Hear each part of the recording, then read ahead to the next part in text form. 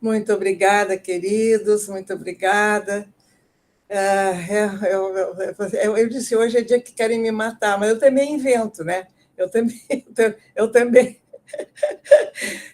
invento essas coisas também, junto com vocês, né? Muito obrigada por estar aqui, é um orgulho, viu? Orgulho. E agora, então, né, mais ainda, né, já me deixando bisavó, né? O Emílio, né? A ferinha é Emílio o nome. Vou conhecer agora dia 22, se Deus quiser, estou contando os dias. Muito obrigada.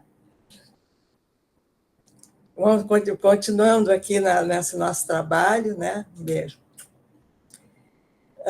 Vamos rapidamente agora, vai ser muito rápida essa parte, porque os colegas, é só para fazer assim, uma estrutura do livro, né? Eu pensei esse livro em conjuntos. O primeiro conjunto, ele trata da episteme, né? Então, eu chamei de epistemologia e método, né? Eu já começo assim com alguns escritos, né? Tem 6 nesse conjunto 1, eu não sei como é que nós vamos fazer para passar, né? Mas nesse conjunto 1, a gente pode ir passando devagarinho, né? Só para terem uma ideia, né? São 6, aliás, são 5, desculpe. São 5 textos, né? Alguns bem antigos e alguns mais modernos.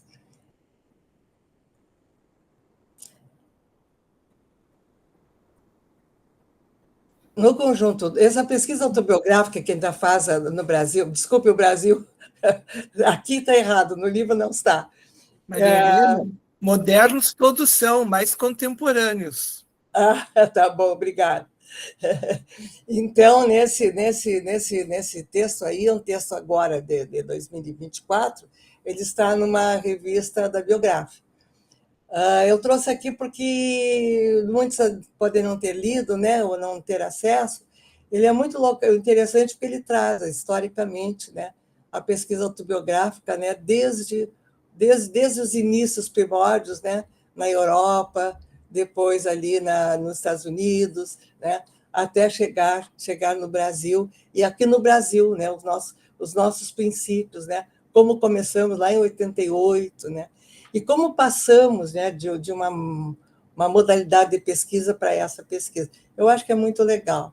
Ele fala um pouquinho também ali da biografia, etc. Né? No segundo conjunto, da mesma história de vida, né? De uma história de vida feita em diferentes leituras, né? da mesma personagem. Nós trabalhamos com vários educadores aqui do Rio Grande do Sul, né? Mas aqui eu me detive bastante nessa educadora, que foi uma famosa e grande educadora, né? Criou escolas, a história dela é belíssima, eu não posso me deter aqui, mas eu quero chamar a atenção que os textos têm uma diferença, um espaço de tempo. Deste texto aqui, que está em livro, deste texto para este, há um espaço de 10 anos. Esse texto é de 2001, né, e aquele é de 2010. Né? E desse texto para o seguinte, também houve um espaço de 3 ou 4 anos. Né?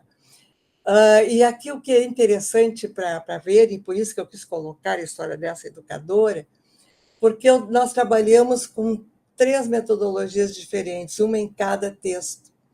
No primeiro texto, eu ainda trabalhava, não é? Com análise de conteúdo segundo a Bardin. Então, toda a compreensão dessa história de vida foi feita segundo a análise de conteúdo. Né? O segundo texto foi feito segundo análise, né? Somente do Marinas. Eu não usei o Riquer ainda aqui, eu trabalhei só com Marinas. E a Inês sabe bem, né, Inês, a diferença que há na análise. A Inês tem um texto maravilhoso, esse texto, né, Inês? Lá desse CIPA que nós trouxemos o Marinas aqui. Trouxemos o Marinas e conversamos com ele numa mesa, né, Inês, sobre esse trabalho dele. Né? Inclusive, eu mostrei aquele desenho, ele não achou ruim. Então, a Inês trouxe um exemplo muito interessante, tratando dessa maneira de ver as narrativas, né? De analisar, de entender, de compreender. ela trouxe uma narrativa de um texto que ela havia feito anteriormente, segundo Bardet. E pegou esse mesmo texto, né, Inês, é isso, né? E fez a análise segundo Marinas, e mostrando a diferença quilométrica, né? Sem desfazer na análise de conteúdo, porque ela também serve para muitas pesquisas interessantes, mas podendo dar esse passo além, porque é um passo maior que se deu aqui para a compreensão das narrativas, né? E o terceiro texto, eu li esse que está aqui, né? Quando eu falo na reinvenção da personagem, eu li eminentemente usando o Ricoeur, né? Bem como a gente aprende a fazer com ele, né, em vários livros, e nesse que eu trouxe aqui. Usando não só essa hermenêutica circular, né, que ele traz, né, mas assim, também pontos da hermenêutica, né, que são muito interessantes. E este último capítulo dessa parte, né, desse segundo conjunto, eu trato teoricamente, né, dessas questões. No conjunto 3, eu trago 3 memoriais, tá? Se a gente puder subir um pouquinho. Esse conjunto 3, eu chamei de conjunto memorial de singular plural, porque eu trago 2 memoriais meus, né? E eles são singulares plurais, né? A nossa vida é feita na alteridade com o outro, né? Então, a gente nunca aprende, nunca sabe nada, nunca vive, nunca se faz, nunca se constrói, né? Como todos nós sabemos, né? Sozinhos, né? É sempre em alteridade, né? E aprendemos muito, né? Com todos os nossos colegas, com todos os nossos alunos, com toda a nossa família, né? E no primeiro, se puder baixar um pouquinho, o primeiro é um texto que eu fiz acima desse. Acima, aí.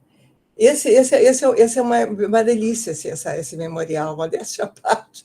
Eu gosto muito dele. É um capítulo de um livro que eu fiz a convite da Beatriz Daut-Fischer, da URGS, né, da Unicinos também. Ela fez uma coletânea, eu sou no primeiro livro, ela nos convidou para fazer um memorial dos anos iniciais da escola. E está bem como ela pediu, o livro leve e solto, sabe? Está maravilhoso. Quem ler vai gostar. Não estou vendendo livro, hein, gente? Eu posso pedir, eu posso até mandar o texto que está no computador. Abaixando um pouquinho, então, o outro, esse do paradigma tecnicista, aventura autobiográfica, ele começa antes de 88, né? Aqueles quadros que eu mostrei antes, as figuras começavam em 88. Gente, eu tenho 86 anos. Eu comecei muito antes, né?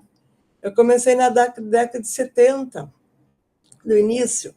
Então, na realidade, naquele tempo não se trabalhava com pesquisa qualitativa, não havia, não era benquista na universidade, né? Não era respeitada, né? Hoje em dia ainda tem alguns problemas, mas não era, né? Hoje em dia já está muito mais pacificado. Então, eu trazia pesquisa eminentemente, não é? Pesquisa tecnicista, né? Trabalhava eminentemente com testes de paramétricos, não paramétricos, a gente não saberia fazer, né? Mas era assim que se trabalhava naquela época. Era bom, era bom. A pesquisa tecnicista, para mim, ela é importante, inclusive para certos, né? Para certas questões, mas não para essas agora, né? De formação de professores, né? Uma pesquisa mais no sentido do humano, né? E trago aqui, né, como convidada, né, um memorial da Marie-Christine Jossot, certamente um dos últimos escritos que ela fez em vida. Ela me mandou um texto em francês, né, para eu traduzir e publicar. Eu tentei publicar, olha ali, olha ali, olha ali, gente, olha ali. A bisavó babona, viu? Está grande, está grande. Não conheço ainda, vou conhecer agora, se Deus quiser. E vocês também estão conhecendo. Olha aqui. Viva o Emílio! Que bom, Emílio, você conosco! Bem-vindo! Amor. Então, a Jossô, a Maria Cristina me mandou para eu traduzir e publicar, e eu mandei para 2 revistas. Uma delas, que eu mandei, foi a nossa revista biográfica, nenhuma das 2 publicou. E ele estava inédito ainda, né? Eu mandava esse texto, mandei para os colegas, né, que já conhecem, e eu resolvi, então, publicá-lo, né? Nesse livro. Então, ele, na realidade, ele em publicação no Brasil, ele é inédito. O 4º conjunto, e agora daqui vai ser mais rápido também, né? Os memoriais de formação, de modo geral. Tá? Então, a teoria dos memoriais de formação é esse primeiro texto, que são só 2 textos nesse conjunto. E o segundo texto, nós temos o convidado também. Esse texto foi escrito com o Volney. O Volney, gente, nós temos uma história da seguinte forma, eu não conhecia o Volney. Eu conheci, vocês vão ver depois, ele vai contar certamente, eu conheci o Volney quando ele veio me cantar para, né, supervisioná-lo num pós-doc. E escrevemos, até foi ideia dele. Ele me colocou, embora tivéssemos escritos da mesma forma, a mesma quantidade que ele escreveu, eu escrevi também, mas ele que teve a ideia, mas ele, um cavalheiro, me colocou como primeiro autor, obviamente, né? Então, eu vou pedir que ele fale um pouquinho, porque é muito interessante esse memorial. Está aí? Está aí o Volney? Tá. Olá, estou aqui. Boa noite para todos, todas. Como é que eu falo? O que eu falo desse texto? Ontem, Maria Helena me mandou uma mensagem dizendo que ia ter essa conversa aqui hoje. Eu disse, então vou participar. Ela falou, então... Aí depois, mais tarde, ela me disse, então você comente rapidamente o texto que nós escrevemos. E aí eu falei, bom, vou ter que reler esse texto para fazer qualquer comentário aqui, né? E na releitura eu fiquei surpreso com algumas coisas. Primeiro porque o texto me traz justamente essas 3 dimensões da narrativa, passado, presente e futuro. O texto tem uma marca que é 2 lados, né? Quando vai se falar dos 2 lados do pós-doutorado. O lado que eu vi e o lado que ela viu, narramos. Eu digo que ele tem as perspectivas de passado, presente e futuro. Naquela época eu não percebia direito a perspectiva de futuro que tem no texto, Maria Helena. Mas ele tinha, no passado, a minha experiência com pesquisa com letras de músicas, no mestrado e no doutorado, e, para minha surpresa, a experiência de ouvinte da Maria Helena, na qual ela também expõe o texto, né? Ela faz a parte dela em faixas, dialogando sobre a nossa experiência juntos, né, no texto. E ele traz também uma dimensão de presente de muita pulsão, né? De que eu passei um ano indo, foram 5 semanas, né, durante um ano, para fazer o pós-doc. E que nós conversamos, eu chegava às vezes na segunda, saía na sexta, mas eram conversas intensas, né? Inclusive no restaurante da PUC, maravilhoso. E aquela experiência vinha muito desse encontro que eu mandei para a Maria Helena um e-mail, de repente ela me liga, para minha surpresa, eu não conhecia, me ligou para conhecer, eu quero conhecer sua voz, porque o seu currículo eu já conheço. E eu levei um susto com aquilo, né? Falei, estou aqui, aqui em Goiás, Catalão. Porque ele me mandou um e-mail. Se eu podia fazer esse trabalho com ele, né? De pós-doc. E eu não conhecia, não sabia nem quem era ainda, né? Aí eu digo, não, eu preciso falar com essa pessoa, né? Isso. E me apaixonei, então foi bom porque, né, ele conseguiu me cantar suficientemente e me apaixonei. E a dimensão futuro é que uma frase que a Maria Helena tem no texto que me chamou a atenção agora na releitura que eu não tinha percebido na época, né? De que futuros pós-doutorandos podem se servir desse banquete, né, desse texto, para ver as experiências de diálogo que houve, né, entre duas pessoas que estavam se conhecendo e pensando um campo de pesquisa, para mim, completamente novo, né, e na qual nós pudemos... eu aprendi muito com aquilo, tanto é que depois fui participar do CIPAS, aqui no mestrado, né, criamos uma linha específica para isso. Maria Helena já participou de bancas, Maria Helena foi da minha banca também, de pós-doc, de titular, enfim, né? Acho que o texto é um pouco essa experiência que nós vivemos intensamente um ano, tratando do como é que nós fizemos esse diálogo, né? Com metáforas musicais, metáforas, né, com algumas poesias, que inclusive está lá dentro do texto, né? Eu me sinto muito, muito honrado, Maria Helena, de estar aí, junto com você, sempre. Querido, a honra é minha e a gostosura de ver você aqui, né? Muita saudade, faz tempo que a gente não se vê, mas o texto é gostosíssimo de ler, gente. É uma gostosura, é ou não é? Você que releu agora, né? É porque essas memoriais se prestam para isso também, né? Para a gente poder ser mais leve, mais livre, mais solto, né? Sem deixar de ser científico o texto, né? É muito bom. Muito bom. E aí nós fizemos dois lados como se fosse um disco de vinil, e por isso que vem as metáforas com música também, né? Tá muito lindo, gente. Muito obrigada, querido. Saudades, viu, imenso. Eu que agradeço.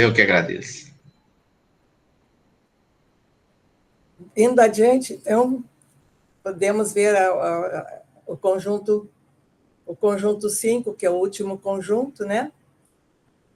Este conjunto, eu resolvi colocar alguns textos sobre aquilo que venho fazendo. Você está aqui, Inês, no texto também, viu? Que eu tenho fazendo, sabe? Com os colegas, com os amigos e amigas. E eu tenho que contar uma coisa também, eu vou levar um segundo. Esse livro teria muito mais textos, né? Inclusive com os colegas e as colegas, textos escritos juntos, né? Tive que escolher um, né? E resolvi escolher o primeiro, pós-docando, né? Mas, na realidade, havia muito mais texto, mas deu 889 páginas. Aí eu tive que transformá-los em 350, que era o que tinha combinado com a editora. Então, eu tive que excluir uma quantidade imensa de textos. E aqui, nesse conjunto, tinha textos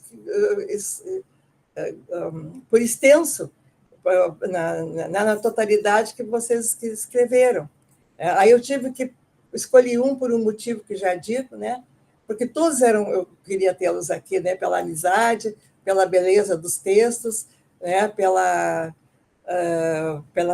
beleza teórica, inclusive, né?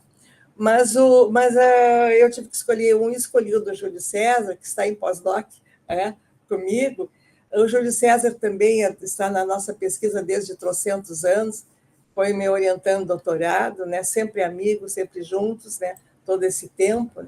Doutorado também feito há milênios atrás, né, lá nos primórdios, dos meus primórdios da PUC. Mas ele fez esse texto como uma crítica a um dos textos que aí está. É aquele que começa por biografização, né, heterobiografização. Então, naquele texto, está numa revista, né, a revista da Universidade de Brasília, ele faz um estudo sobre esse texto, e ficou muito bonito, né? Então, eu trouxe para cá para também ter, né, mais um colega junto aqui conosco. E nessa sessão, justamente por esse motivo. Querido, contamos, então, com a vossa anuência aqui. Se manda tirar do livro, se não manda tirar, né? Então, é uma alegria muito grande, foi uma surpresa e me honrou demais quando a Maria Helena me falou que esse texto estaria compondo este livro.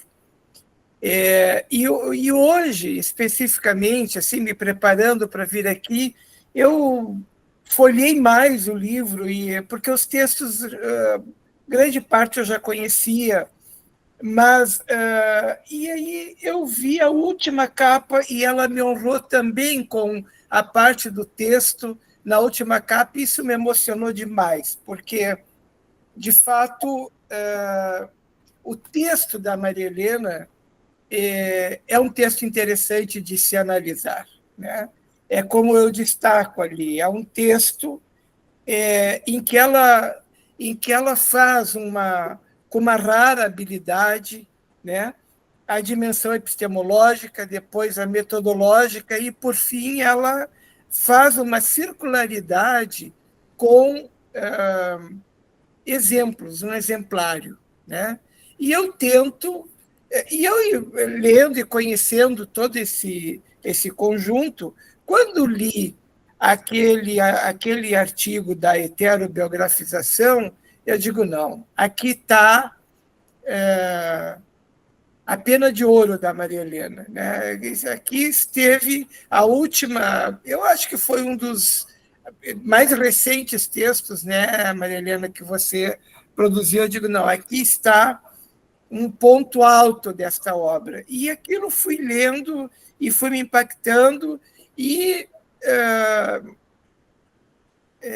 permeado que estou muito e muito também agradecido à inspiração da Maria Helena de me apresentar o Paul Ricoeur, um autor que eu tinha lido uma referência quando adolescente, fazia letras, lá quando tinha 19 anos que eu fiz letras, estudei na teoria literária um pouco, alguma coisa de Paul Ricoeur, depois nunca mais, porque enveredei para a pedagogia, para a educação, para o cognitivismo e nunca mais. E agora, quando nós fizemos o projeto deste pós-doutorado, ela me sugeriu e eu mergulhei e eu achei esse autor assim de uma profundidade, falou com a minha vida, com o meu momento, com a minha história, e aquilo tudo foi se misturando naquele momento que eu li aquele texto, mais ainda com todo o mergulho em todas as outras coisas que a gente já tinha feito e escrito juntos em outras épocas, e o texto saiu.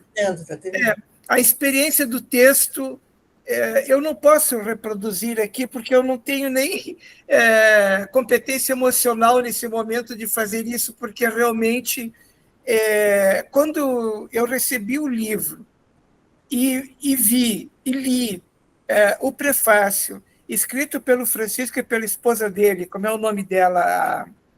A Larousse. A Lourenci. Aquilo por si já me tocou demais, né? Porque eu conheço, quer dizer, avistei alguma vez o Francisco, não passava de um menino de calças curtas na PUC, e hoje, né, eu vejo o Francisco e agora a sua esposa junto, apresentando com uma propriedade ímpar, mas de uma maneira emocional, a obra da Maria Helena. E isso me deixou extremamente sensibilizado quando vi o livro. E eu quero dizer também para os colegas que esses textos que a Maria Helena acabou de dizer que não entraram, vão entrar. Nós, para o próximo ano, temos um projeto de fazer juntos uma publicação em que nós vamos buscar tudo isso para deixar registrado esta obra, primeiro esta obra que foi feita por ela, né? E depois a obra que foi feita com tantos. E tantos que amam a Maria Helena por justamente esta possibilidade que ela sempre nos dá a todos nós. Acho que aqui tem uma gama grande de pessoas que têm essa experiência, ou porque leram, ou porque foram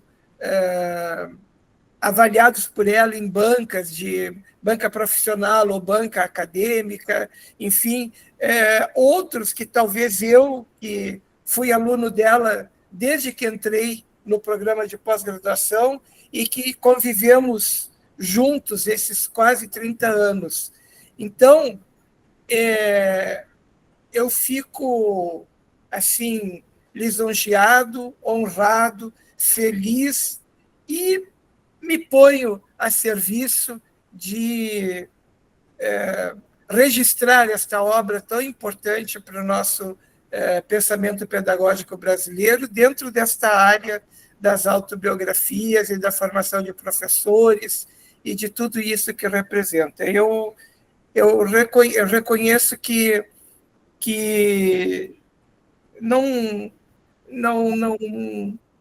tenho o tamanho para estar reconhecido por ela como estive nesta obra com este texto. Eu sou muito grato e fico muito feliz junto com tudo isso que a gente faz juntos e que tudo isso sirva para uma vida boa numa sociedade justa.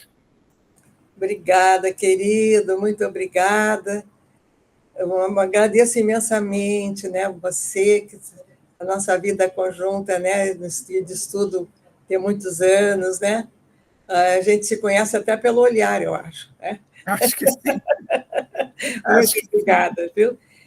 Querida Inês, queridos colegas, eu sei que agora o Gabriel também, né, e a nossa querida Filó vão me passar uma carraspana, porque acabei demorando demais. E aqui, só para terminar, para o meu agradecimento, eu quero voltar a essa imagem, né?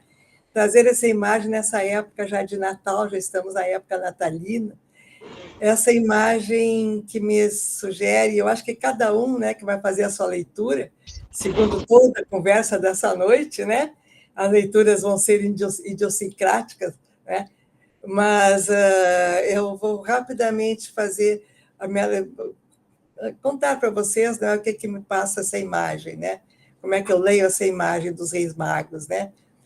Buscavam, né, essa é a busca, né, nós vivemos em busca, não? Estou mentindo? Não, né? A nossa vida de pesquisadores é uma vida de busca contínua, né?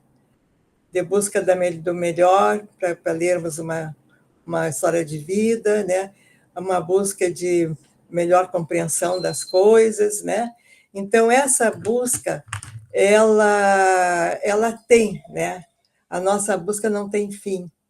E as buscas dos Reis Magos pela enorme sabedoria, acredito até que eu sou católica, mas não me lembro, acho que eles são santos, né? São reconhecidos como santos. Eles chegaram, eles encontraram o que estavam procurando, né? Nós vamos morrer procurando, né? Temos encontrado coisas boas, né? Verdadeiros tesouros. Nós temos encontrado amigos e amigas, como todos e todas que aqui estão, né? Encontrado sabedoria nesses amigos, nessas amigas, aprendendo juntos sempre, né? E nos ajudando a nos encontrarmos também, né? Como pessoas. Mas nunca chegaremos à sabedoria, né, final, né? Isso os Reis Magos conseguiram, né? Isso eles conseguiram. Então, muito obrigada mais uma vez. Isso vai ser uma eterna lembrança para mim, né? Olha, Maria Helena, foi ótimo. O tempo, não se preocupa. Eu vou passar agora a palavra para o Gabriel, que ele deve estar apreensivo aí, viu, Gabriel? Agora é com você, Gabriel. Ok. Quiero comenzar por saludar a Francisco, de quien recuerdo una conversación muy emocionante hace ya 6 años, en el 2018, en Unicidi, donde me hablaba sobre su viaje al Parque Tayrona. Ahora quiero recomendarle que viajes junto con la Rus y, si es posible, con el bebé a conocer el río Orinoco, viajar de Puerto Carreño en Colombia y por todo el río Orinoco, que constituye la frontera entre Colombia y Venezuela, hasta Guainía, Guaviare, donde comienza la Amazonía. Y allí se han revelado a mitad de este año los más antiguos pictogramas y petroglifos de que se tenga noticia en la historia de la humanidad. Sé que ustedes, arqueólogos, serán unos excelentes lectores de ese viaje. Un viaje muy hermoso por lo demás. Bien, no puedo salirme del formato de mis antecesores en el uso de la palabra, porque cuando me propusieron hacer esta presentación, no tuve la oportunidad de dudarlo, mucho menos tuve la oportunidad de decir no. Lo asumí como un imperativo porque era un momento para agradecer de corazón y de razón lo que le agradezco, todo lo que le agradezco en mi proceso de formación a María Elena.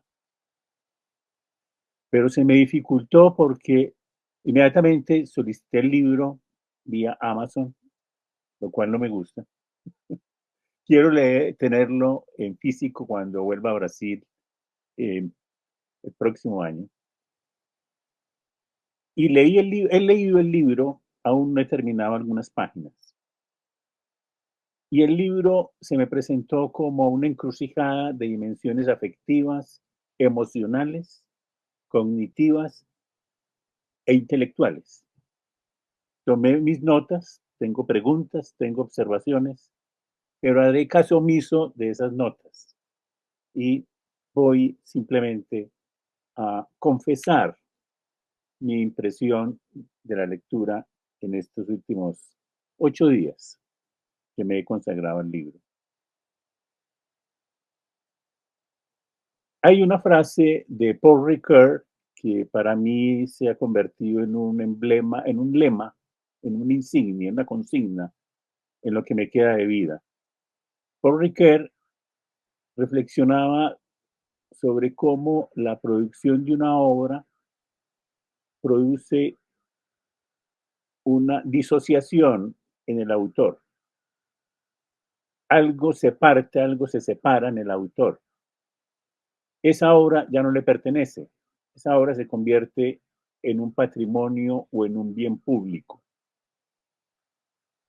El autor ya no es dueño de esa obra ni puede intervenir en la recepción de la obra.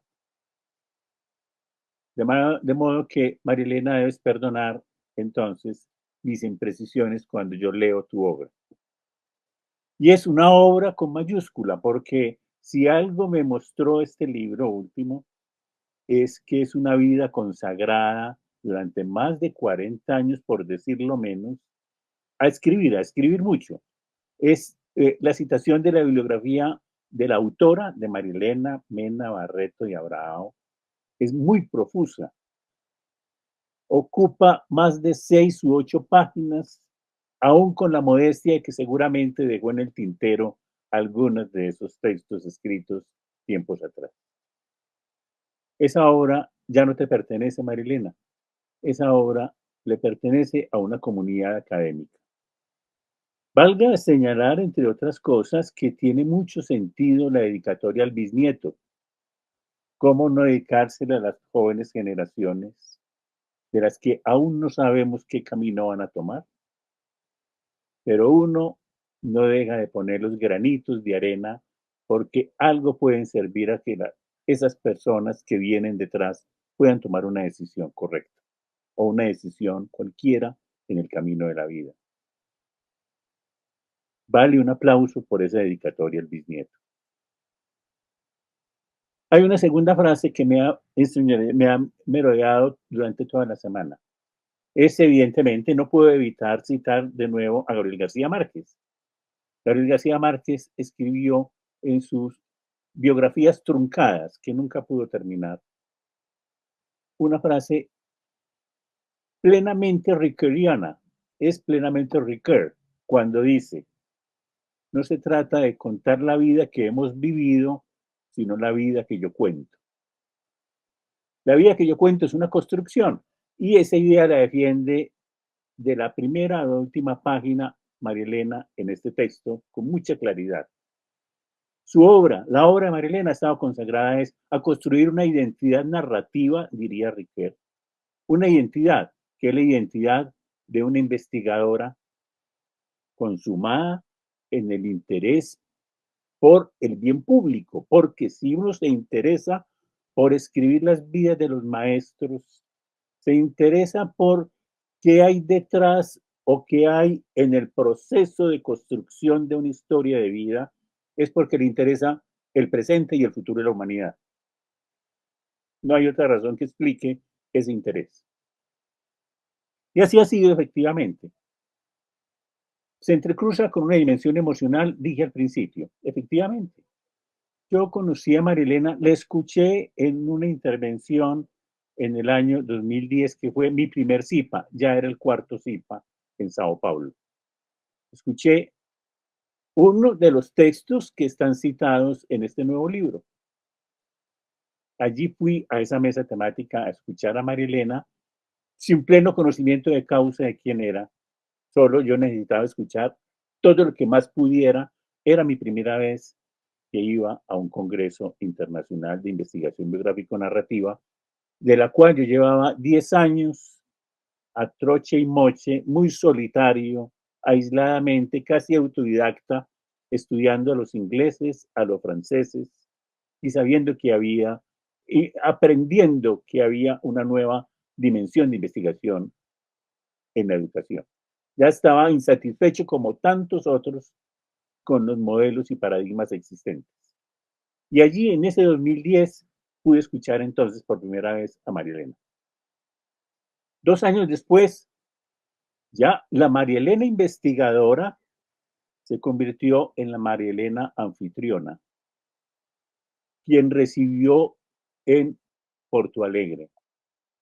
Y yo me sentí muy acogido. Y pude conocer entonces Sally Olesen, pude conversar con Peter Allight, pude conversar con Christine, etcétera, etcétera.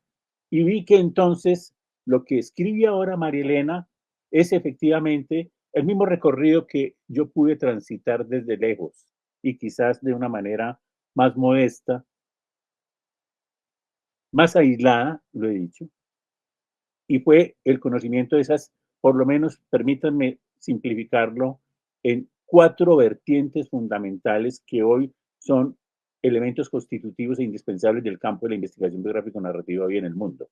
Esos 4 son: primero, María Elena no oculta sus simpatías y su agradecimiento eterno, en primer lugar, por Gastón Pinot. Gastón Pinot inició con historias de vida. ¿Sí? Todos sabemos, volvemos a ese libro hermoso que es Produire sa vie, que escribió con Marie Michel. Y junto con Gastón Pinot, Marilena se encarga de contarnos aquí esa historia tan bella de cómo Gastón Pinot entonces se reúne con Marie-Christine Yosso. Y allí la escuela de Ginebra, y vuelven entonces a Francia. Y allí ya existe algo que es ese núcleo alrededor de Christine Delory.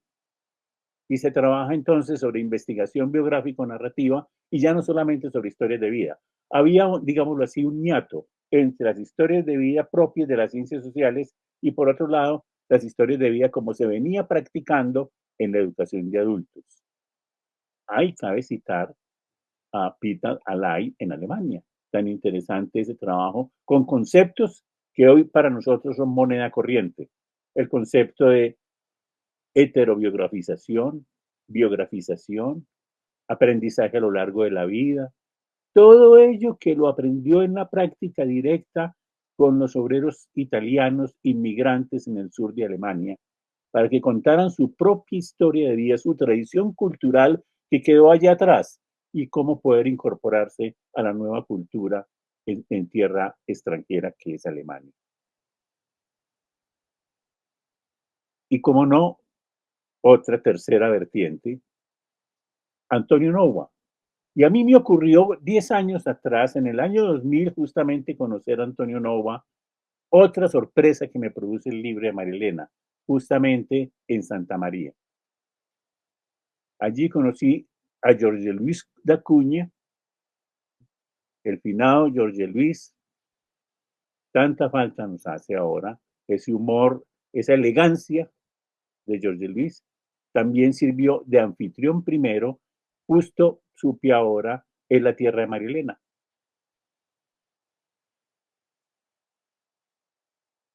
Y cuarto, para mí, entonces, fue lo que se me reveló en el 2010, el movimiento autobiográfico en Brasil.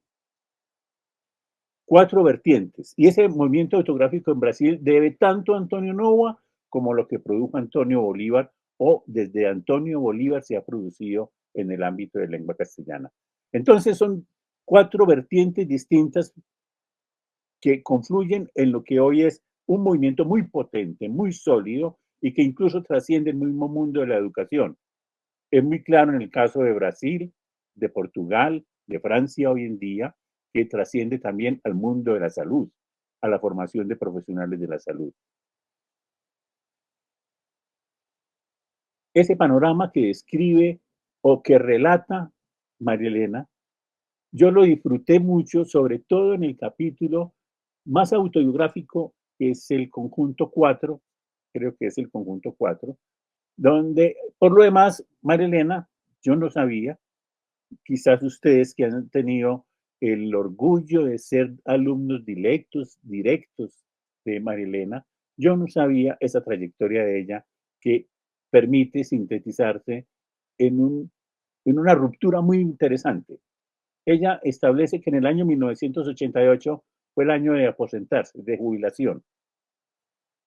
Hasta allí, lo que ella llama un paradigma tecnicista, dedicado al planeamiento en la Secretaría Estadual de Río Grande do Sur, a la asistencia en la formación de currículos, de estructuración de currículos, pero a partir de entonces va a vincularse en la Pontificia Católica y va a iniciar o a continuar de otra manera, por otro camino, su vida de investigadora. Entonces pasa del paradigma tecnicista al paradigma de la investigación biográfica narrativa, que consiste sobre todo, el punto de partida de toda investigación biográfica narrativa es escuchar a los otros. Muy interesante, yo hacía mucho rato, desde hace 30 años, que cuando leía a Marina y a Santa María, pero hoy leyendo de nuevo en esta semana última, leyendo el texto de María Elena, volvió a mi memoria esos atributos de la investigación biográfico-narrativa que expresaron estos autores españoles.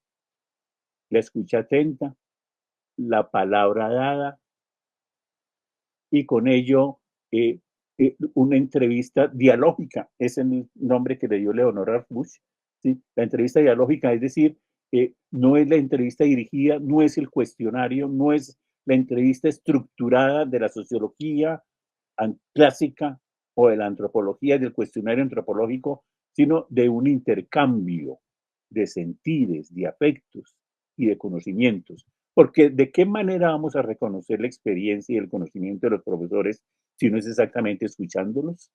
Si no es exactamente poniéndonos en el lugar de ese otro que está parado en el aula de clase, sometido al bombardeo de las preguntas, inquietudes y quizás desintereses de los alumnos. He ahí un punto de inflexión que me interesó mucho. Esa fecha, finales del siglo XX, comienzos del siglo XXI. E inicio una carrera de investigación que no ha parado. A mí me asombra supremamente cómo dice que ahora en la Universidad de Pelotas, yo creía que se había definitivamente jubilado en el año 2014, creo, cuando abandonó la Pontificia Universidad Católica, y resulta que hasta hoy es investigadora titular en la Universidad de Pelotas. Y ojalá sigan muchísimos años más. No solo para que me sigan invitando a hacer esta presentación, sino para poder seguir leyendo, aprendiendo de María Elena. Antes de terminar, quiero señalar justamente que es, digámoslo así, unos tópicos, los temas comunes. Y esos temas comunes que aparecen en este texto, quiero señalar por lo menos 3. El primero, textualmente dice varias veces, quizás 4 veces en distintos textos, María Elena dice, lo instituyente en permanente institucionalización del movimiento autobiográfico en Brasil. De suyo reclama que, de suyo caracteriza que este tema de las historias de vida este tema de la investigación biográfica es un proceso instituyente. Yo agrego, sin temor a equivocarme, no es solo el proceso autobiográfico en Brasil quien tiene la característica instituyente.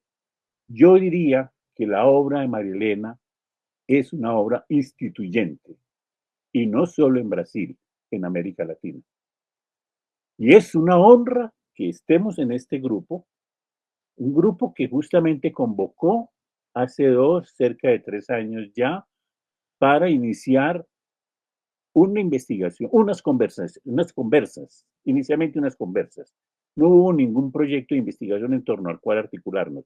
Fueron unas conversas que al año siguiente se pudo estructurar, o unos meses después se pudo estructurar, en un proyecto regido por el apotegma de la experiencia instituyente, como lo entendía Walter Benjamin.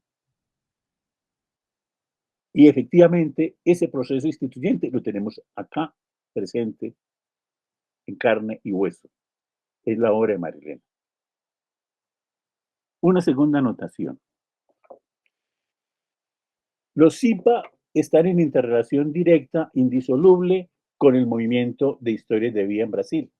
Eso pues es una obviedad, ¿sí?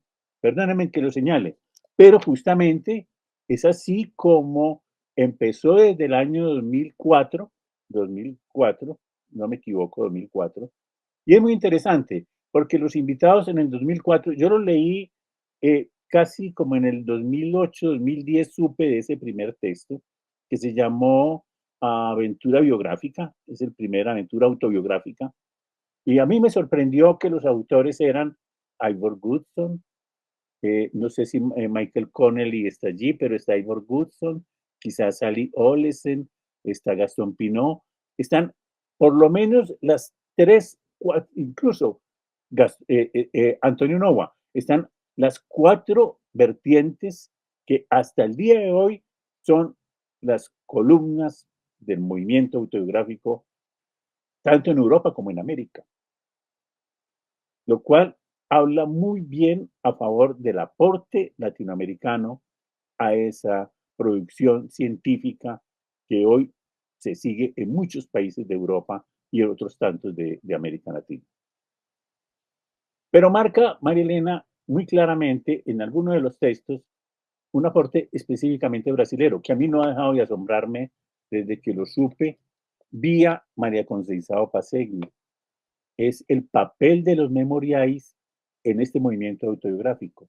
Y no hay otra experiencia que se le parezca. No existe, por ejemplo, en Colombia.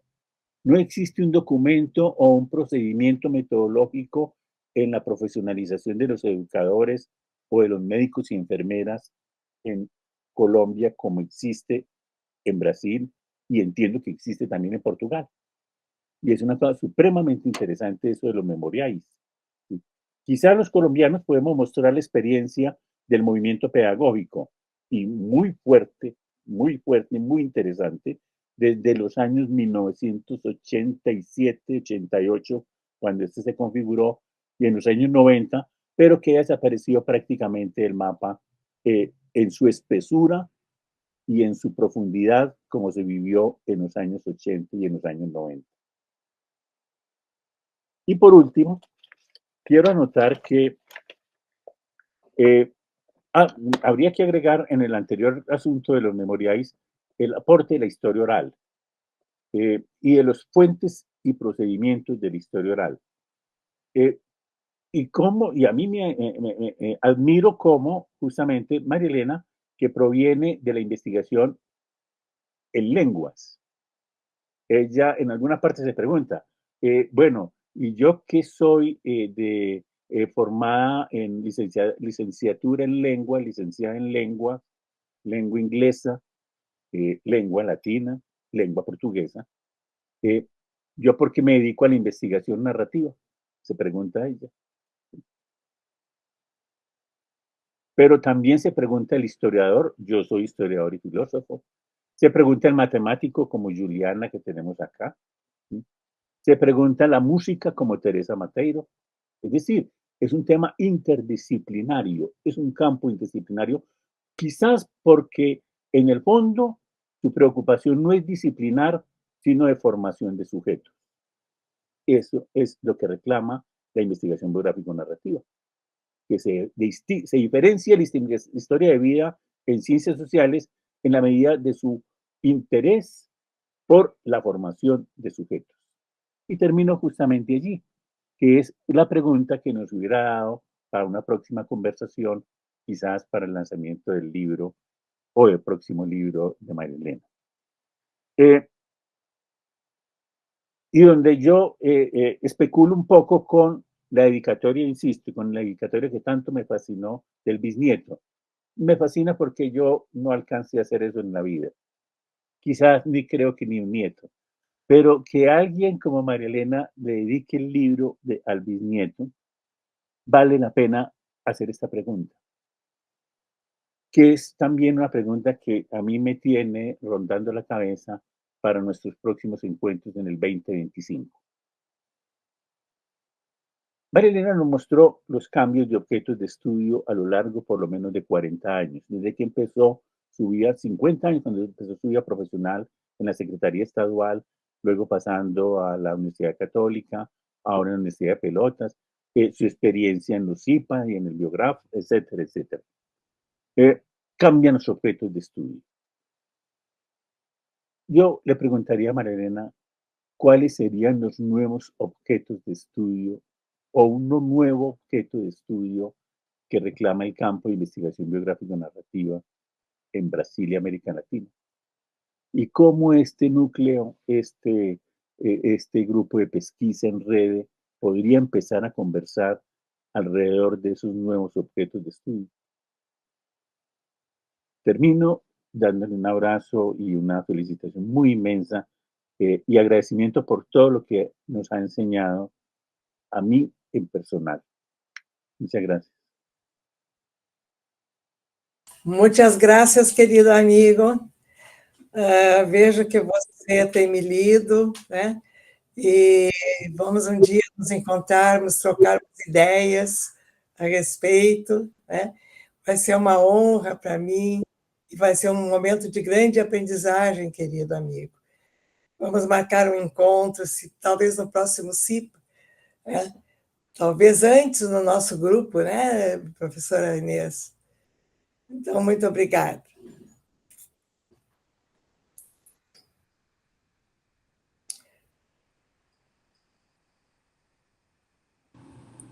Que presentes! Foi uma noite presente. Eu quero só agradecer sem palavras a nossa querida professora, nossa mestra, Francisco. Você tem toda a razão. A sua avó é nossa pioneira. É pioneira do movimento autobiográfico no Brasil, na América Latina, como disse agora o professor Gabriel, porque toda aquela produção que chega ao Brasil, inclusive com a mediação da professora, em 2004, já estava fervilhando por aqui, por meio do trabalho dela. E ela fala dessa abordagem tecnicista de pesquisa, mas na década de 80, a professora Maria Elena já estava atenta às histórias de vida dos trabalhadores do BRIC da Redenção, em Porto Alegre. Ela já estava atenta às histórias de vida, na década de 80. Então, toda essa bibliografia muito especial que chega ao Brasil, que fertiliza, encontra terreno fértil, porque professoras como a professora Maria Elena estavam por aqui entre nós, fazendo coisas com essa escuta sensível, nos ensinando a viver de outra maneira, a escola, a universidade, a formação de professores. Professora, muito obrigada. Eu vou sempre te chamar de professora, porque eu sou muito orgulhosa de ser sua aluna, e serei sempre. E eu quero agradecer todo o carinho e cuidado da professora Filomena, do professor Gabriel, palavras que nos envolveram, que nos ensinaram, que foram aulas para nós. Agradecer às queridas Juju e Camila, ao Francisco,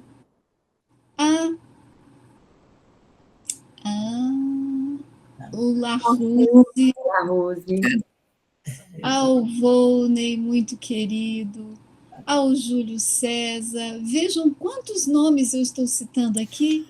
Esses nomes todos estiveram conosco nessa conversa. Mas o professor Gabriel termina fazendo uma pergunta. É uma pergunta de estudo.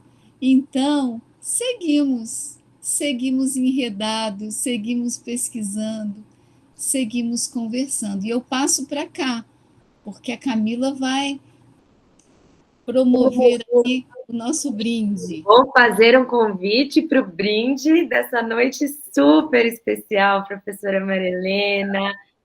E aqui providenciaram também. Ah, que bom, professora. Já está na mão. Olha, champanhe, isso mesmo.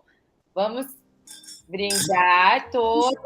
Felicidades para nós, muita alegria, muita saúde, muito estudo, muito enredamento, como diz a querida Inês. Né? Muito.